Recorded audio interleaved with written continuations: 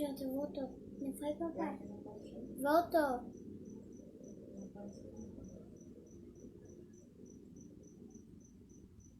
É porque tá parado e ninguém entrou.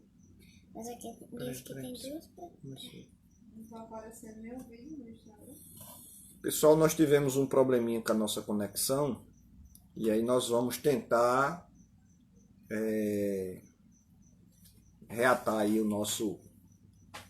nossa palestra. Eu queria só perguntar a vocês se vocês estão me ouvindo e me vendo bem.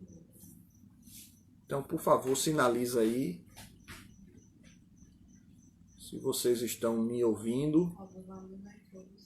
Vocês estão me ouvindo?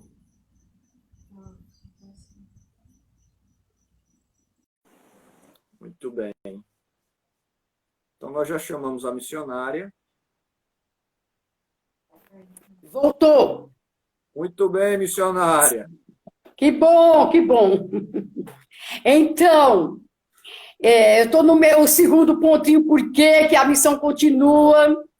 É porque a gente tem mais tempo hoje. Nós estamos mais em casa.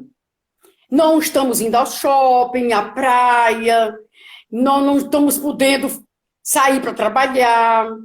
Então, tem mais tempo. É por isso que, na pandemia, a gente pode fazer mais do que antes. Então, aproveita o tempo. Agora, a gente tem tempo para cumprir a missão a partir de casa, sim. Porque você e eu temos os instrumentos de trabalho. Hoje é a internet. Então, vamos ligar para os nossos amigos, aqueles que a gente não está podendo chegar perto, mas a gente pode chegar através da internet. Vamos mandar um zap, vamos convidar para uma live. Meu amado, as pessoas hoje, elas estão com muito mais capacidade de receber algo espiritual. Elas estão muito mais abertas. A palavra certa é essa. Elas estão muito mais abertas, porque vem o pavor da morte, o medo de estar em depressão, o medo da solidão para quem mora sozinho. Então, as pessoas estão entendendo que a ciência tem seu limite, entendendo que o governo não tem conseguido encontrar um caminho para resolver esse problema desse vírus. Então, elas estão vendo a limitação humana. E daí estão mais receptivas para a palavra. Então, vamos usar a internet. Agora, não liga, não manda uma mensagem com aquela ênfase para a conversão da pessoa, ou para falar de religião. Isso a pessoa não quer ouvir.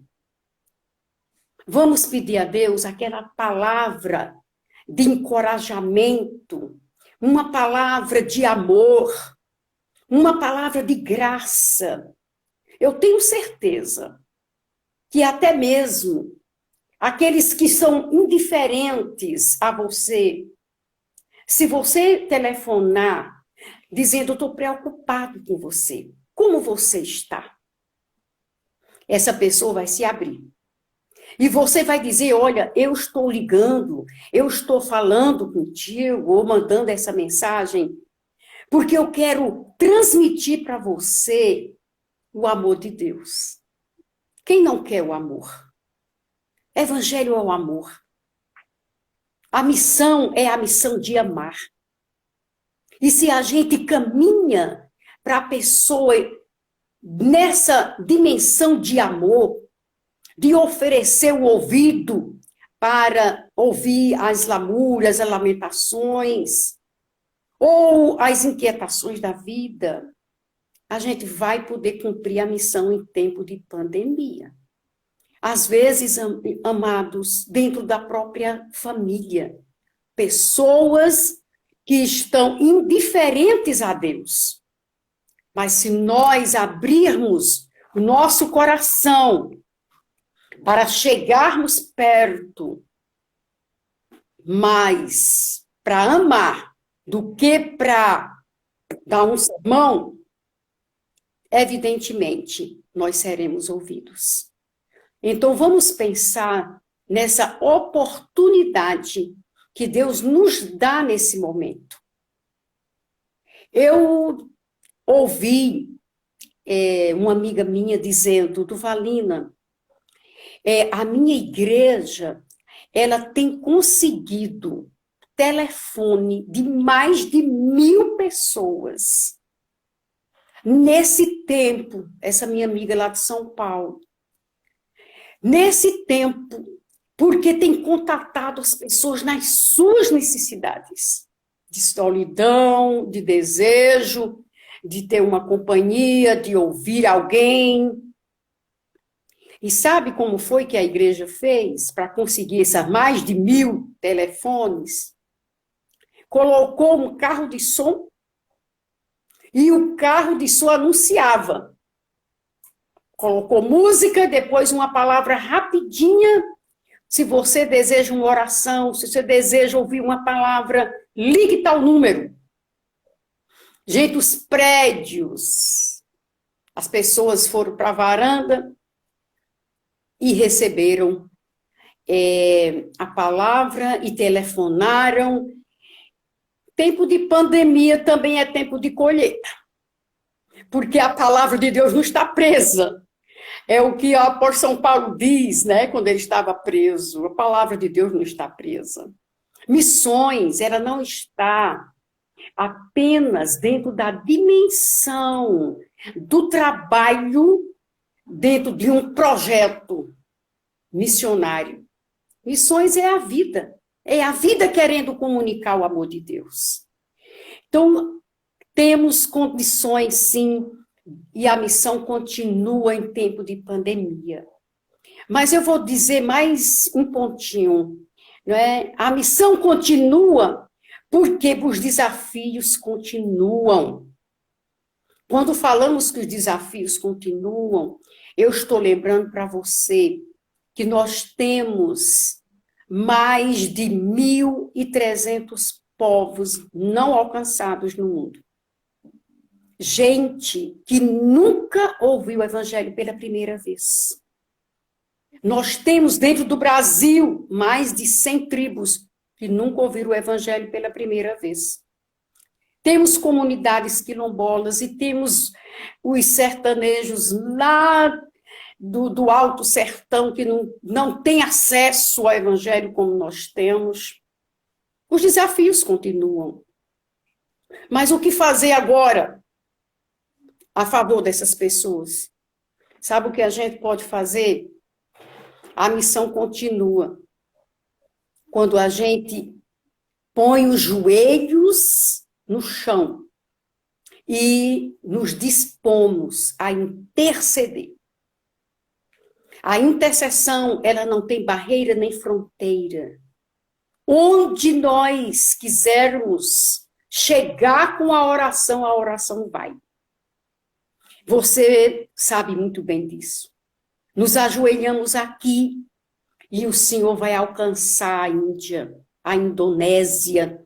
A nossa oração chega antes do mensageiro. Ouvi de um missionário da UEC, que trabalha no norte da África.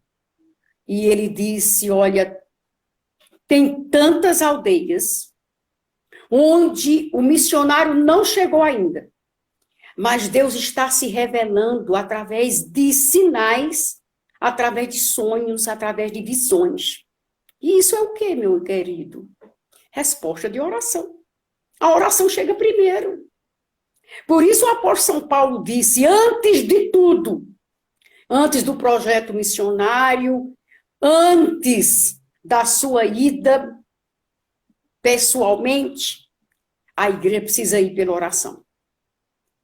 E a gente pode gastar tempo de joelhos, clamando, e o evangelho vai chegar. Então, ele estava contando que essa mulher estava com a filha doente.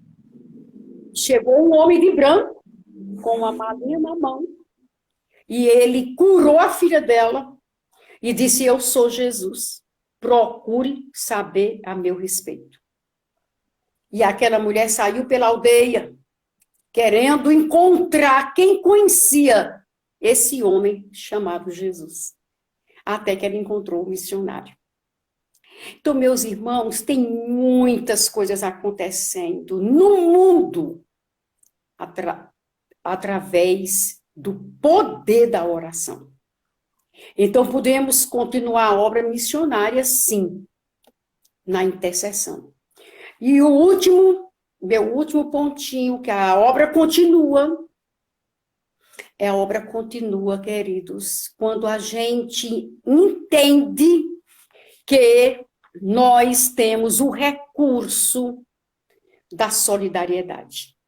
Então, o pastor falou antes que nós estamos envolvidos em cestas básicas para ajudar as pessoas. No tempo de pandemia, é mais uma oportunidade de olhar para o necessitado e dizer: nós não estamos aqui apenas querendo te trazer para a nossa igreja, para você se tornar um crente. Como as pessoas às vezes veem o trabalho assim. A gente quer trazer para a nossa religião. A igreja está dizendo: nós queremos ir a você. Nós queremos atender sua necessidade. Nós queremos dividir o nosso pão. Queremos dividir o nosso arroz. Queremos chegar aí onde você está, na sua necessidade.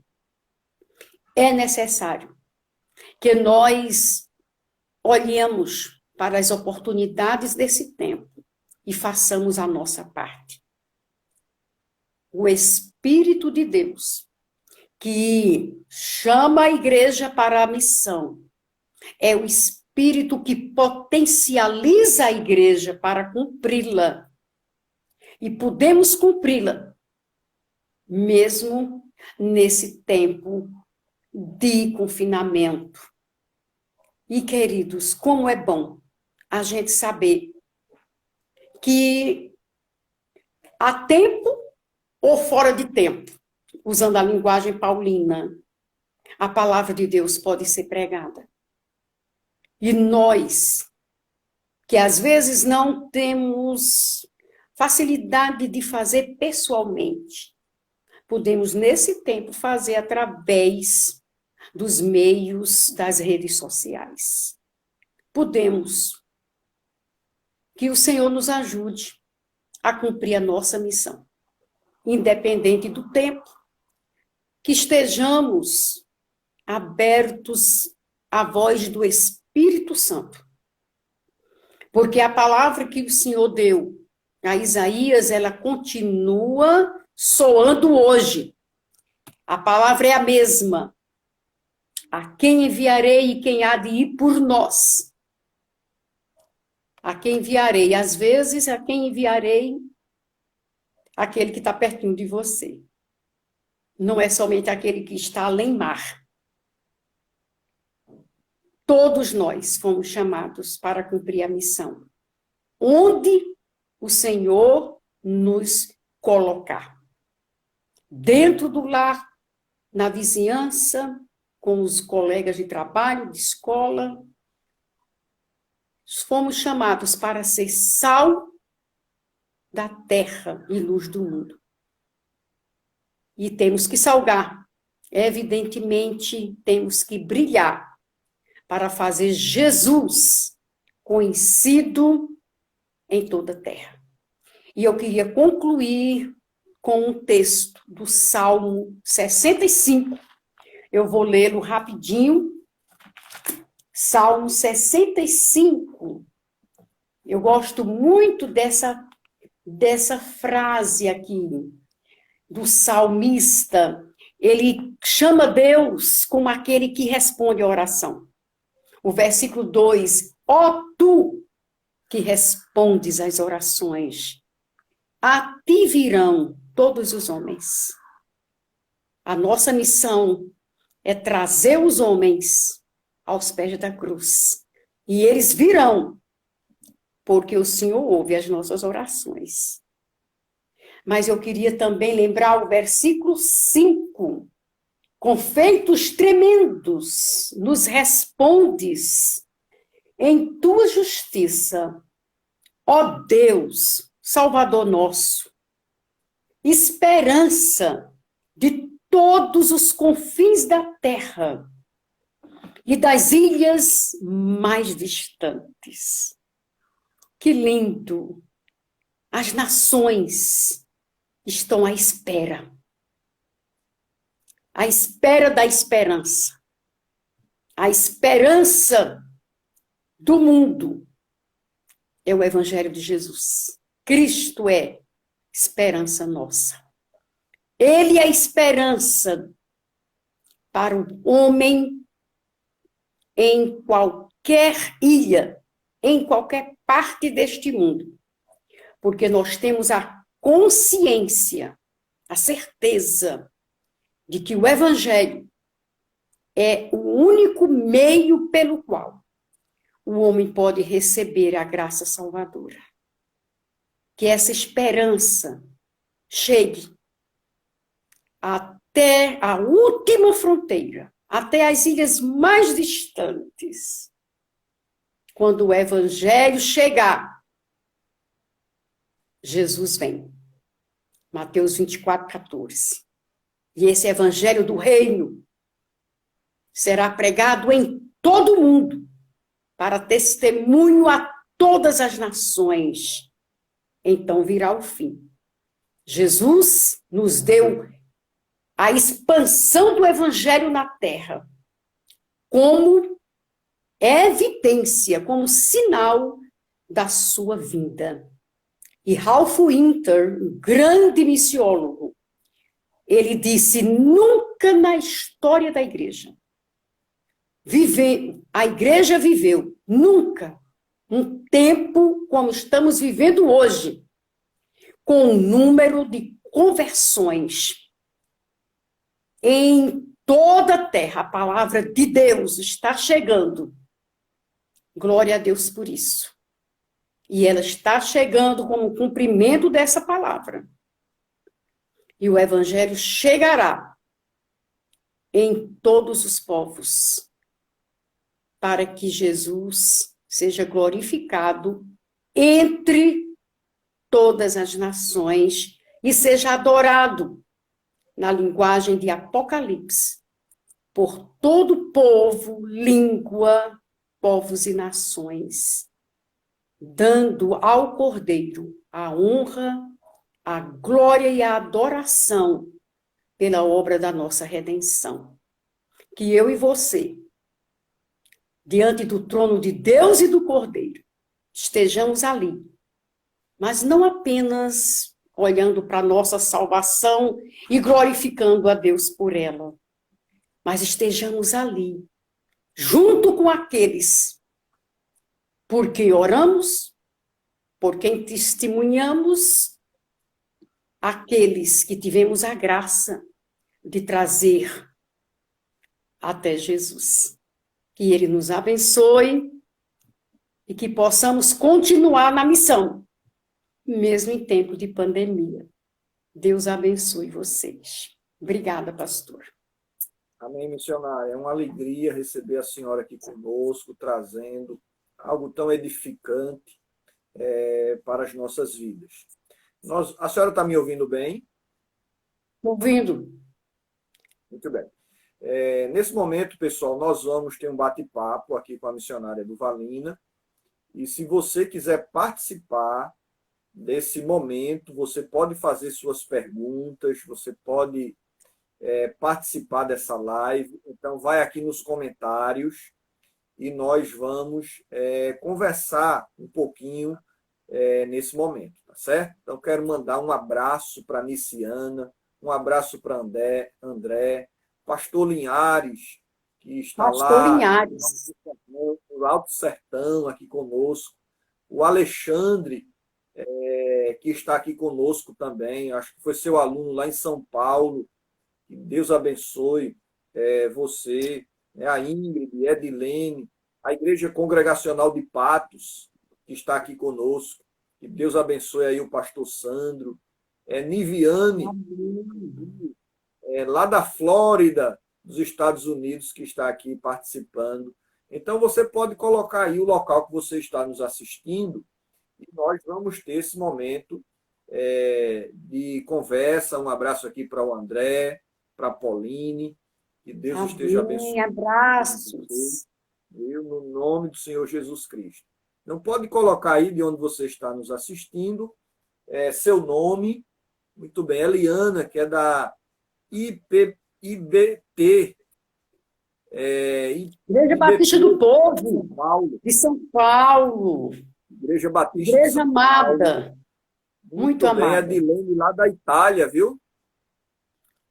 Lá de Bérgamo, na Itália. Que Deus abençoe a Dilene. Seja muito bem-vinda conosco. É um prazer receber. Como nós falamos para vocês, hoje nós estamos no nosso terceiro eixo. Igreja Batista do Povo, lá de São Paulo, também está aqui conosco. Nós estamos Igreja no nosso abençoada. E agora, José, reflexões sobre a pandemia. E o nosso terceiro eixo é um eixo missionário. Então, como funciona a ação e o preparo missionário nos tempos de pandemia. Então, se você quiser interagir, então pode fazer sua pergunta, pode fazer sua colocação, e nós vamos estar aqui conversando. Missionário, se quiser mandar um abraço para alguém que a senhora conheça Um abraço aqui também, aí viu? para vocês.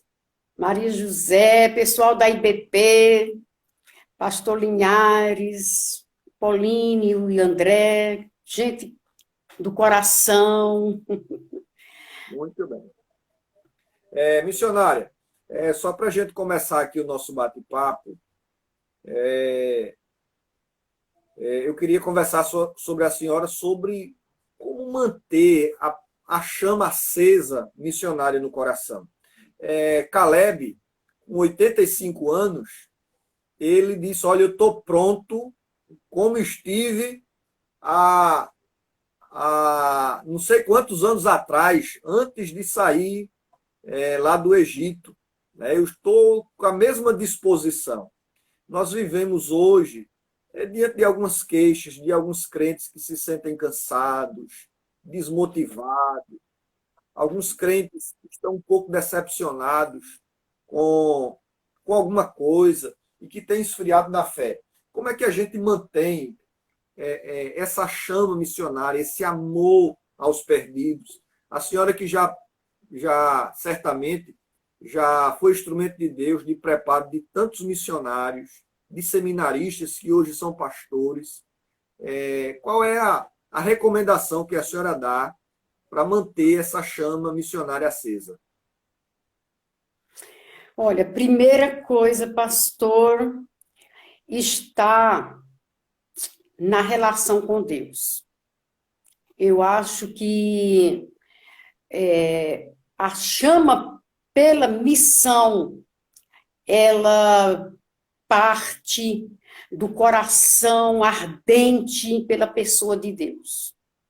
Não pela religião, pela igreja. Às vezes a gente pode até ter paixão pela missão e não ter paixão por Deus. Parece um contraste, mas acontece. Por quê? Porque às vezes a nossa ênfase de querer fazer as coisas para Deus nos leva a buscar realização na missão, no ministério. Porém, o que de fato arde no coração não é o serviço. Não é o serviço. E a gente, às vezes, faz arder o coração pelo serviço, porque no serviço a gente tem as oportunidades, né, eu vou ser aqui bem forte no que eu vou dizer, mas às vezes em se autopromover. O ministério pode autopromover a pessoa. Pessoas simples, nunca tiveram outras oportunidades na vida. Então, o ego humano, né, o ego, a fraqueza humana é atingida nessa hora que a nossa preocupação é promoção. E, às vezes, a igreja, ela contribui para isso. Por exemplo, se você anda mais juntinho da liderança, então a liderança vai te promover. Se você fala bem, você pode ter um cargo, você pode ser chamado para pregar. Se você toca bem, então essas coisas, elas às vezes trazem um engano. Um engano. Eu estou servindo com paixão de Deus, primeiro a paixão por Deus, ou eu estou servindo a mim mesmo, ou a mim mesma, porque aí vem o narcisismo, você sabe disso, olha para si, né? Eu quero me realizar, eu me sinto bem fazendo assim. Gente, isso são coisas perniciosas. Isso são coisas muito sorrateiras, que às vezes a gente não percebe. Aí, quando o aplauso não vem, quando as realizações não correspondem à expectativa, quando as oportunidades vão diminuindo, aí pode arrefecer a enganosa paixão do serviço. Mas quem tem paixão por Deus nunca vai perder a paixão pela missão. Não vai, não. Mesmo que esteja na dor, no sofrimento, só é a gente olhar o apóstolo São Paulo, ele estava dentro de uma prisão, mas ele diz: eu aprendi a viver contente em toda e qualquer situação. Pregar o evangelho para Paulo era um orgulho, era uma honra. Capítulo 9 de Coríntios, ele deixa claro isso. Ninguém pode me tirar essa honra. Mas a paixão pela missão, ela é alimentada pela paixão por Deus. Você ama Deus? Ou você ama a si mesmo? Como essas coisas são terríveis. Terríveis. Agora eu quero dizer, pastor, que às vezes a gente se ama e não se dá conta que está se amando, porque não aprendemos a desfrutar do amor de Deus. Eu gosto muito de falar essa palavra, desfrutar. Todo mundo sabe que Deus ama. A Bíblia diz, a gente se converteu com essa certeza que Deus ama. Mas a questão não é um assentimento intelectual, uma confissão de fé. É desfrutar do amor, na companhia, na intimidade, no relacionamento. Aí o amor invade a vida e a chama por Deus. Nasce do amor. Aí esse amor a Deus se expressa para o outro. Aí a missão é a expressão da paixão por Deus.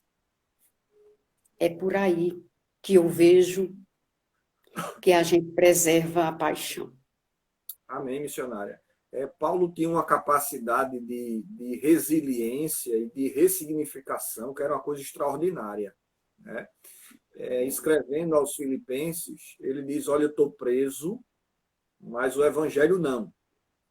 E toda a guarda pretoriana está sendo evangelizada. É verdade. Então, ele não fazia da crise uma rede da murmuração, da reclamação,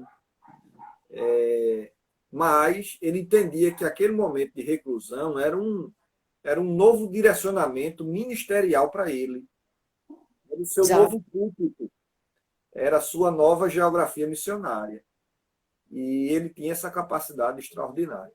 Então, você aí que está se sentindo cansado, desmotivado, que já não ora como antes, que já não tem a paixão na leitura como antes, já se acostumou com o sagrado. Eu acho que isso é uma coisa terrível, quando crentes antigos começam a se acostumar com a ceia do Senhor, começam a se acostumar com conversão na igreja. Eu já participei de cruzadas que se converteram 10, 20, 100 pessoas, já não me impressiono com um. Isso é um perigo, muitas vezes, né? Então, é que você venha pedir essa renovação, senhor. Pode falar, missionário. Pastor, é que você falou isso, eu lembrei de uma oração que eu gosto de fazer, né? Porque Deus me usa na palavra, é o dom que Ele deu. Então, eu prego muito, né? Eu já estou com 48 anos de ministério. Pensa quantas mensagens. Eu já preguei, né? Desde aluna. A primeira vez que eu preguei foi na Igreja Congregacional do Pastor Catão. Quando eu terminei, me deu vontade de sumir, porque eu estava nervosa, achando que não disse nada. Foi horrível a experiência. Então, o tanto de mensagem que eu já preguei. Mas qual é a minha oração quando eu vou preparar um sermão? Senhor, não deixa que eu me acostume, porque a personalidade humana, ela se acostuma com as coisas. Então, Deus, não deixa eu me acostumar em preparar sermão. Que cada vez eu me sinta com a mesma fome da tua palavra, mesma fome de ouvir tua voz. E essa deve ser a nossa preocupação, para não deixar que a gente se acostume, né? A coisa torna rotina, Então, sentiu que está na rotina, faz um jejum e pede renovação, não é? Lê um livro. Eu me lembro que Dona Lídia dizia, quando ela estava um pouco abatida, ela se reanimava com as biografias dos grandes homens de Deus. É isso aí, lê Jonathan Edwards, não é? Lê o livro, a história linda de Sundar Singh. Lê a história de Carey. Ai, meu Deus, são tantos heróis da fé cristã, e que a gente vai se reanimar. Um dos livros, né, das pessoas que inspiravam muito Dona Lídia era o livro, a biografia e agora esqueci, o grande homem de Deus que trabalhou com orfanato na Inglaterra. Infelizmente, passou-me agora. Bem, gente, tem bons livros de biografias de grandes homens. E isso nos reanima.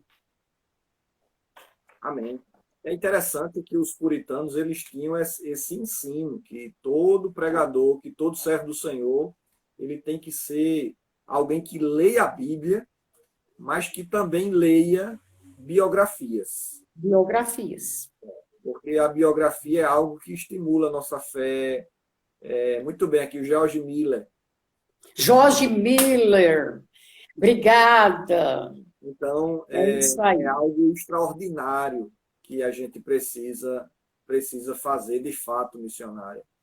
E quando a gente lê, por exemplo, David Livingstone, a biografia desse homem faz a gente se ver tão insignificante diante de tudo que ele passou.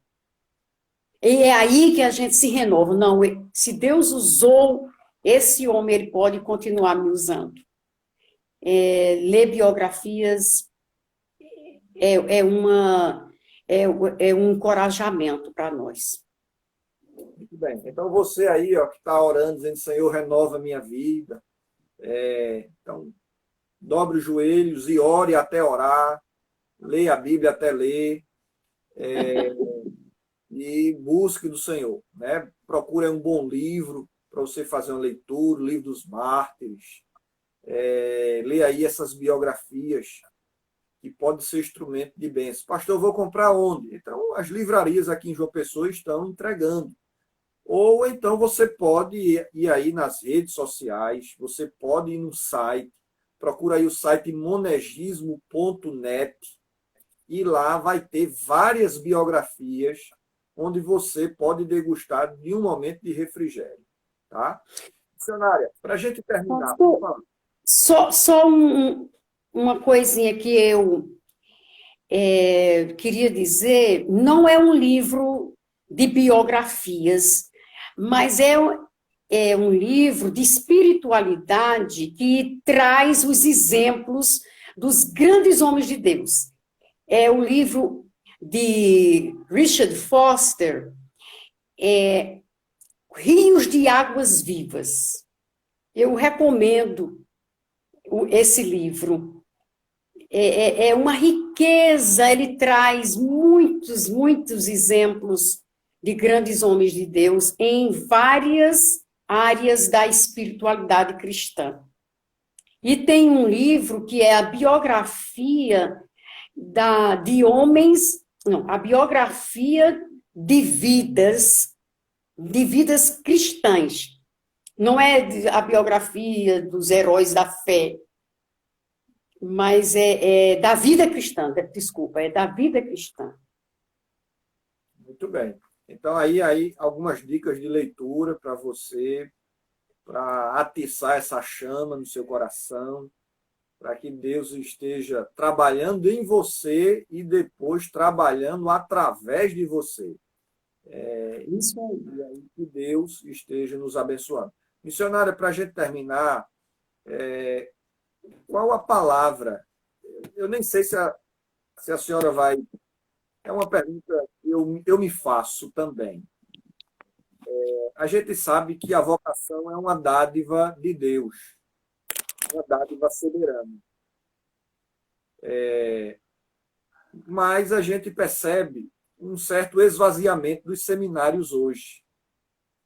Eu me lembro que a minha turma, lá no Betel, de 99, somente de homens nós tínhamos cerca de 40, de uma única sala. Lindo, né? E hoje nós temos um esvaziamento dos seminários. A que a senhora atribui isso? Além, claro, desse chamado irrevogável do Senhor, é Deus que chama, mas, além disso, a senhora poderia atribuir algumas coisas a esse esvaziamento dos seminários hoje? Olha, eu participei de um grupo em São Paulo, isso foi em 2017, né? Tivemos ali diretores de várias escolas, líderes de várias frentes de trabalho, da MTB, professores, e a pergunta era essa, né? Então, cada um foi escrevendo, depois a gente se reuniu para discutir. Então, há vários fatores, na verdade. E isso tem preocupado, né, a igreja. Um dos fatores, o perfil da igreja evangélica brasileira. Vamos pensar em Brasil. O perfil da igreja. Então, a igreja, hoje, ela tem um modelo empresarial. Estou falando de segmentos da igreja, é claro. Então, esse segmento empresarial, ele não está preocupado com formação teológica. Eu ouvi de um líder de uma grande denominação. E não pensa que é essas neopentecostais. E ele disse assim: você quer fazer sua igreja crescer? Vem aprender o marketing comigo. Eu tinha um aluno dessa igreja, dessa denominação. E ele chegou para mim e disse: olha, o pastor disse que se eu continuar fazendo teologia no Betel, eu nunca vou ser pastor lá. Eu tenho que fazer a escola de profetas para saber trabalhar dentro da visão da igreja. Então, esse é um tipo de igreja. Né? Como dizia, né, Ariovaldo, a igreja brasileira tem muitas faces. Outro é o neopentecostalismo.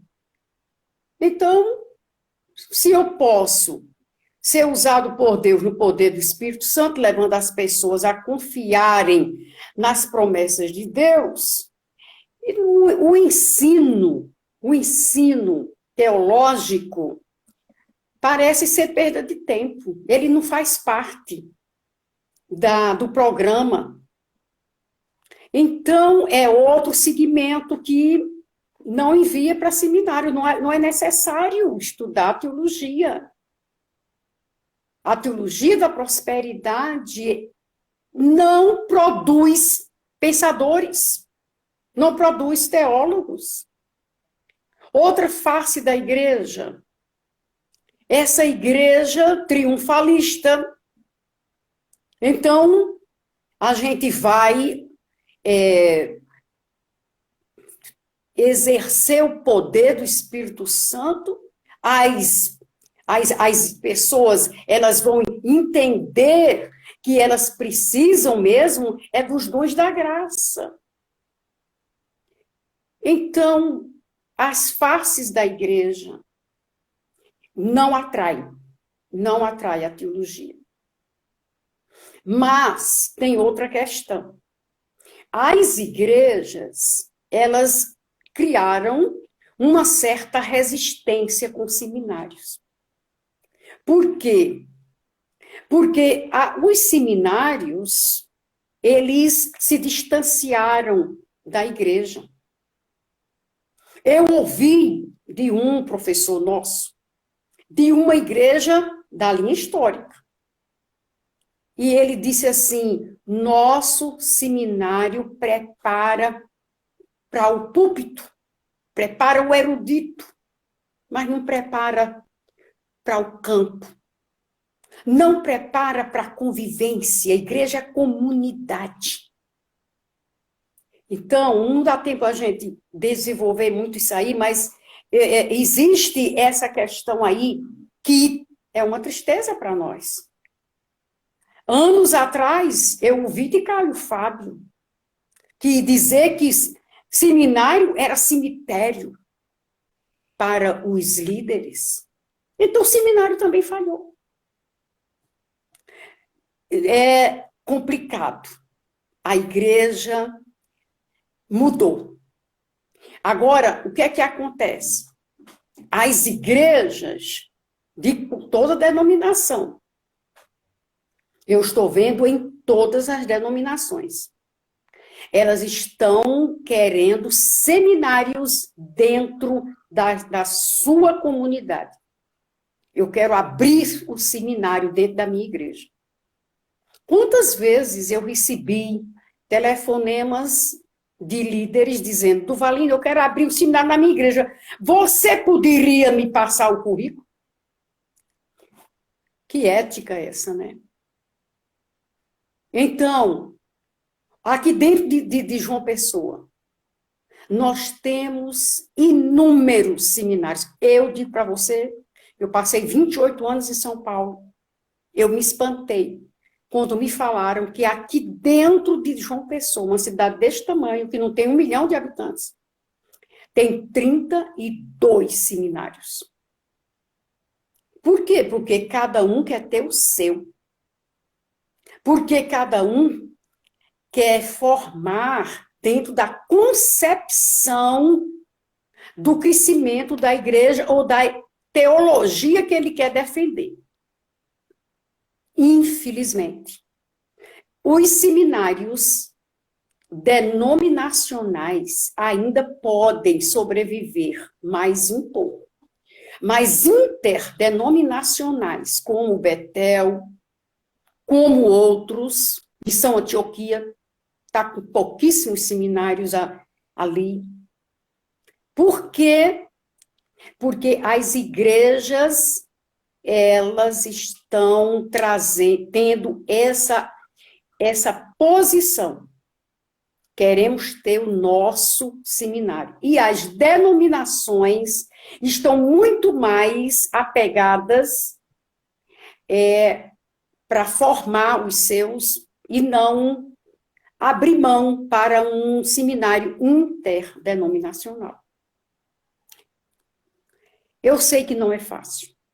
A educação teológica tem várias vertentes, a gente sabe das dificuldades para se ensinar a teologia dentro de uma perspectiva eclética. Eclética, teologia, como é que pode? Dentro das correntes teológicas, que cada um quer defender. É isso que eu estou chamando de eclético.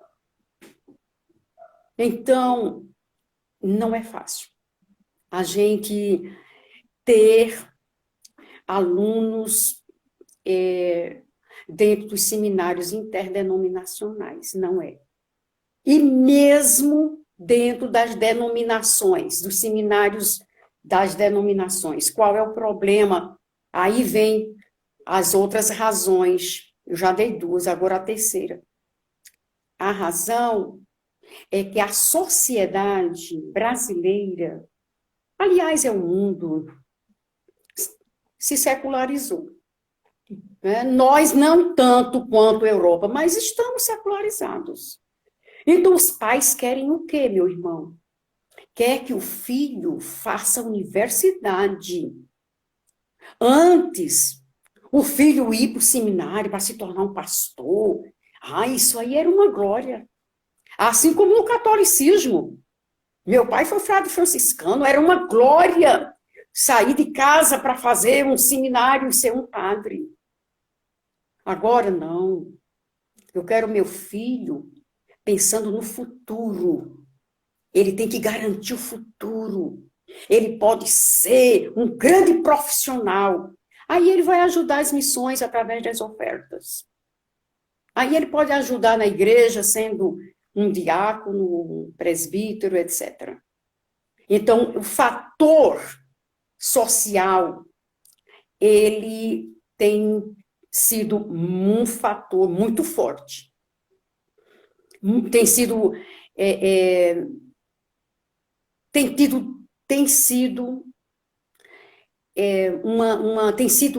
uma barreira. Tem sido uma barreira.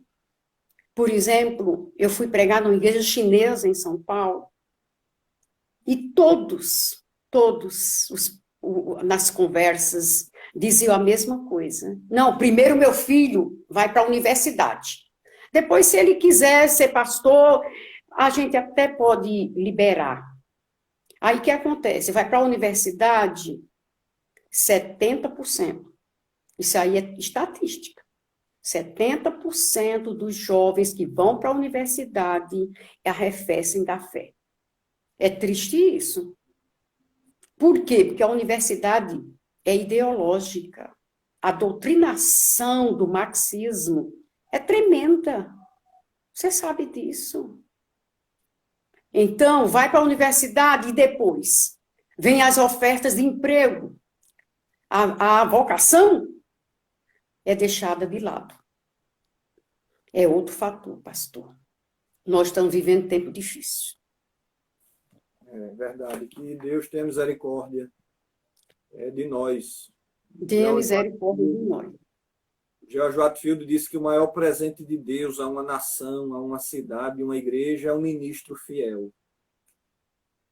E o Moody, ele disse que o maior problema da obra são os obreiros. Então,